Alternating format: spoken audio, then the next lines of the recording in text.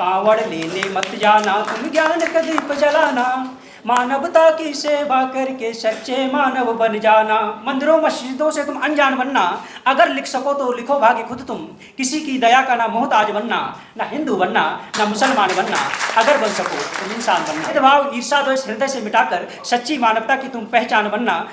अब मैं एक कविता छोटी सी और सुनाना चाहूंगा, जिसमें और देखिए मतलब कैसे कैसे विरोध किया जाता है, मैं तो ताज्जुब मानता हूँ। जिंदा रहने के लिए रास्ता संघर्ष का चुनना पड़ेगा, स्वाद चखने को जिंदगी का मार्ग सत्य का चुनना पड़ेगा। स्वार्थ और मौन में रहने वाले गुमनामियों में मर जाते हैं एक रोज, यदि बनोगे सुकरात तो प्याला जहर का पीना पड़ेगा, यदि बनोगे सुकरात तो प्याला जहर का पीना पड़ेगा। मैं स्वयं को गौरवान्वित महसूस कर रहा हूँ कि छोटे बच्चों के मार्गदर्शन के लिए मेरा लिखा हुआ गीत आप लोगों तक पहुँचा, और जिस तरह से आप लोगों ने मुझे आशीर्वाद दिया, मुझे प्यार दिया, मुझे स्नेह दिया, और सोशल मीडिया पर जिस तरह से आपने लड़ाई लड़ी, उसके लिए मैं मतलब नतमस्तक हूँ आप लोगों का। और बहुत अच्छा लगा, दूर दूर से लगातार लोगों के फ़ोन आते रहे, हिम्मत और हौसला बढ़ाते रहे।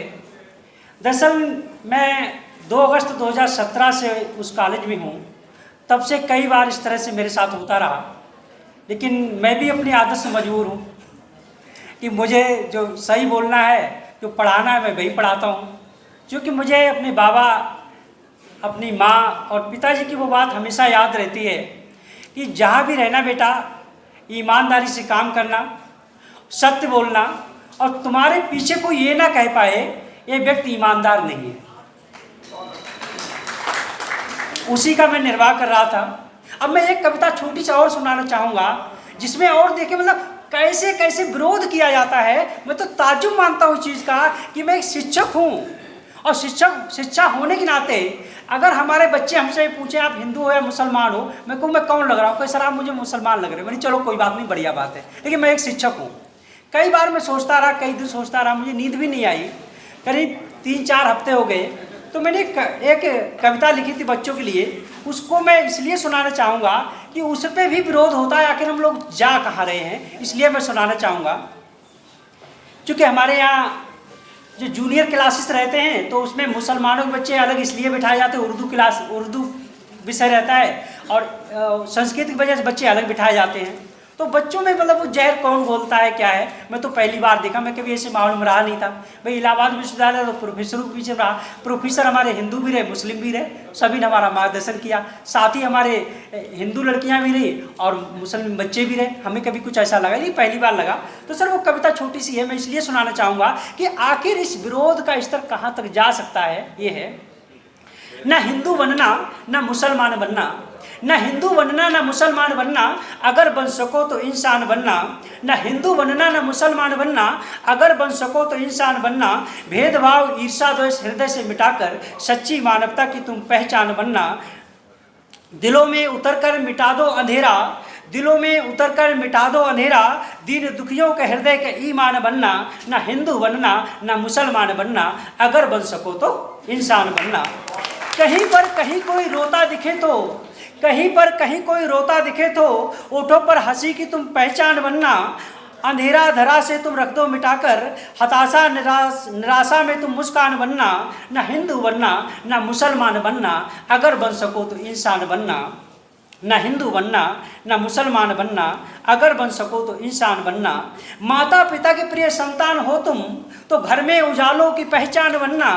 माता पिता की प्रिय संतान हो तुम तो घर में उजालों की पहचान बनना। ये दुनिया भी तुम पर करे गर्व हंसकर, करे अनुसरण सब वो अभिमान बनना। ना हिंदू बनना ना मुसलमान बनना, अगर बन सको तो इंसान बनना। ना हिंदू बनना ना मुसलमान बनना, अगर बन सको तो इंसान बनना।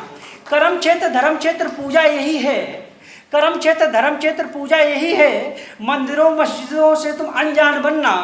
कर्म क्षेत्र धर्म क्षेत्र पूजा यही है, मंदिरों मस्जिदों से तुम अनजान बनना। अगर लिख सको तो लिखो भाग्य खुद तुम, किसी की दया का ना मोहताज बनना। ना हिंदू बनना, ना मुसलमान बनना, अगर बन सको तुम इंसान बनना, अगर बन सको तुम इंसान। इस पे भी कहा जाता हमें ऐसी कविताएं नहीं पसंद। मैंने कैसी पसंद है, कहीं हम बताएं वैसी लिखा करना। मैंने मुझे किसी ज़रूरत नहीं, हमारा जो मन कहता मैं तो वही लिखूँगा, आता ही मुझे इतना है, वही मैं लिख रहा हूँ। और बहुत अच्छा लगा और बड़ा गौरवान्वित भी महसूस कर रहा हूँ। राष्ट्रीय अध्यक्ष महोदय का फ़ोन गया तो मुझे बड़ी खुशी हुई और मैं आप लोगों तक चला आया।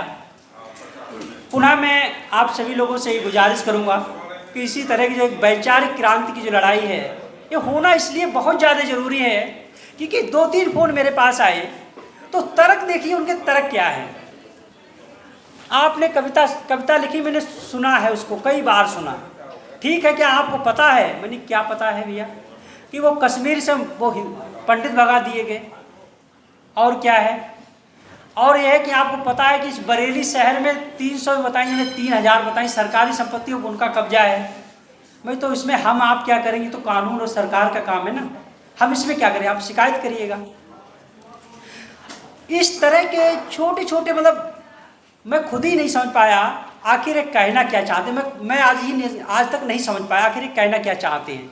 मैं तो चूँकि हमारे जब मैं स्नातक करने आया बरेली कॉलेज में तो प्रोफेसर भगवान सिंह भारद्वाज सर, और आपने शायद नाम सुना होगा प्रोफेसर वीरेंद्र डंगवाल सर साहब का, जिनको 2004 में साहित्य अकादमी पुरस्कार भी मिला था, उनका शिष्य रहा हूँ। एक धुर दक्षिणपंथी थे, एक धुर वामपंथी। दोनों लोगों की मित्रता इतनी गहरी थी, आत्मीय संबंध बहुत गहरे थे। तो मैं तो उसी का पालन करने वाला। यहाँ मुझे पहली बार पता लगा कि हमारे अपने साथी लोग जो है हमारी सही बात को स्वीकार नहीं कर पाएंगे, ये है। और बहुत अच्छा लगा। चलते चलते एक मुक्तक है कि चमकते सितारे भी आसमान छोड़ जाएंगे, चमकते सितारे भी आसमान छोड़ जाएंगे, जलते चिराग अपनी पहचान छोड़ जाएंगे। चमकते सितारे भी आसमान छोड़ जाएंगे, जलते चिराग अपनी पहचान छोड़ जाएंगे। साथ हैं यार तब तक सब मिलजुल कर आगे बढ़ लो, क्या पता कब हम और आप जमी छोड़ जाएंगे, क्या पता कब हम और आप जमी छोड़ जाएंगे। हमारे बीच कुछ नारी शक्ति बैठी हुई है, मैं नमन करूँगा। इसी बहाने मैं अपनी मम्मी को भी नमन करूँगा कि जिन्होंने एक ही बात कही। इस समय इतना सब कुछ माहौल बना रहा तो हमने एक दिन ऐसे फ़ोन किया, हमने अम्मा बोली हाँ अल्लाह, हमने पता ना क्या हो ये इल्ला वो FIR दर्ज हो गई, हमने यहाँ हो तो गई अम्मा कहीं कहा हो ये, वो तो सब निपटिए है, तूने कोई गलत थोड़ा ना बोलो, सही तो बोला। मैं ऐसे ही मज़ा ले रहा था, हालांकि मुझे पता था इसमें कुछ नहीं होना है। जबकि मेरी माँ जो है वो ज़्यादा पढ़ी लिखी नहीं, पढ़ी लिखी क्या मैंने खुद ही देखा, जब हम पढ़ते थे तो वो हस्ताक्षर करना सीखती थी और कक्षा 1 की किताब खुद भी पढ़ती थी। हालांकि हमारे पिताजी जरूर इंटर कॉलेज से जो है प्रवक्ता सेवानिवृत्त हुए हैं। तो मुझे बड़ी हंसी आई, काफ़ी देर तक मैं आनंद लेता रहा। मैंने अम्मा आप क्या करेंगे? क्या करेगो, वो तो सब ऐसे चलते रहा देगो, तू तो सही बोलो, अपनी सही बात अटल रहना। ठीक है, तो चलते चलते कहूँगा, मैं जिंदगी का सारा सफ़र लेके चला हूँ, मैं जिंदगी का सारा सफ़र लेके चला हूँ, इस उम्र का भी अपना असर लेके चला हूँ। मैं जिंदगी का सारा सफ़र लेके चला हूँ, इस उम्र का भी अपना असर लेके चला हूँ। ये मौत मेरी राह में तू मुझको न तकना, मैं घर से चला माँ की दुआ लेके चला हूँ, मैं घर से चला माँ की दुआ लेके चला हूँ। बाबा साहब भीमराव अंबेडकर साहब अमर रहे।